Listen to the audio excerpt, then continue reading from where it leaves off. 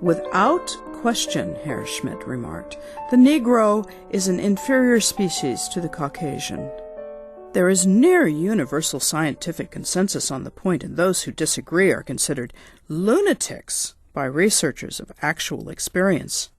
It is their subhuman, animal-like nature that allows them to excel in purely physical endeavors, yes, even above the Aryan. But their brains are no bigger than a dog's, and their incapacity for higher thought is scientifically verified. So, while the Negro may be able to run faster or jump higher, who here would ever trade your place as an Aryan for that of a Negro? Herr Schmidt meant the question rhetorically and as a joke, but he paused and looked around the room as if someone might respond. In that moment, Varrick pounced. Slowly raising his hand from his place in the back row, he cleared his throat so Herr Schmidt and the whole class would know. "A funny man," Herr Schmidt replied, and a few students laughed nervously. But Varrick did not put his hand down. Herr Schmidt glared at him. "Do you mean to say, Varrick, you would prefer to be a mindless, inferior Negro so long as you could win foot races?" Varrick inhaled deeply as he rose from his seat to respond. Before then, I did not notice how tall he was. "Do you mean to say, Herr Schmidt, that there's never been a Negro who contributed anything of intellectual value to the world?" Varrick's eyes flashed defiantly. "I certainly can think of none. Can you?" Herr Schmidt had not finished his question before Varrick began his response. Benjamin Banneker, 1731 to 1806, accurately predicted solar and lunar eclipses based on his own calculations and published them in almanacs. Lewis Latimer, 1848 to 1928, made significant improvements to electric lights. Dr. Daniel Hale Williams, 1856 to 1931, performed the world's first open-heart surgery. Garrett Morgan, born 1877, invented...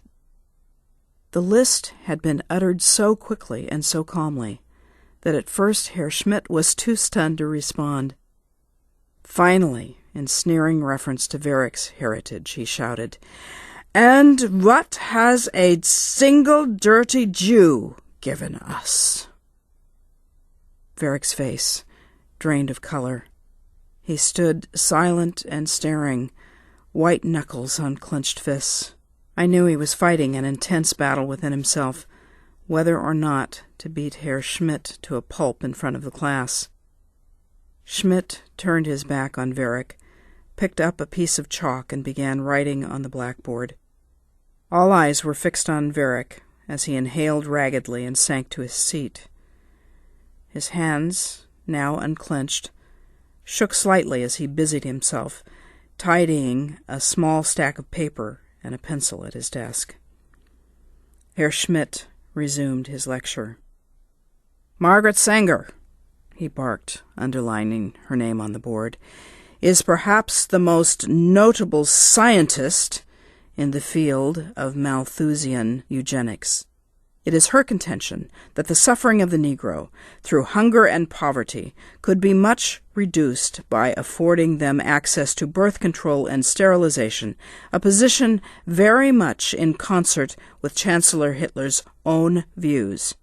In fact, she has established in a primarily Negro population center an office of her American Birth Control League." I suffered silently through the remainder of the class. Afterwards, I was surprised to find Herr Schmidt did not force Varrick to remain behind or to report to the headmaster for disciplining. Instead, Schmidt went about cleaning the blackboard, never even turning to acknowledge our departure. Outside, I couldn't wait to congratulate Varrick. "The look," I laughed, giddy with the memory as we passed the crumbling complex of an abandoned dairy farm. "Oh, Varrick, did you see the look on his face?" "I lost," came the sullen reply. "Laura, I dreamed of saying those things when Herr Schmidt first described this lesson at the beginning of the term. I knew that when he brought it up again I'd be ready for him. But I wasn't. It was the way he attacked. In that moment I had not even one example in my mind of one of my own people who had contributed anything meaningful to civilized society. And the way he phrased the question, what could I say? Would the salvation of our Lord Jesus be a good example of something a dirty Jew gave to the world? But I couldn't even think to say that. I lost. Laura, things will only get worse. If we are not prepared for everything to come, this lunacy will continue until I don't know what will happen. I just know that they're very bad people, the ones who make these claims based on science, and they will use gullible people to do unspeakable things if we don't all know how to speak up. It was as if the devil himself wanted to prove Varrick's point to me. Just then 4 boys from our class stepped around the corner as we approached.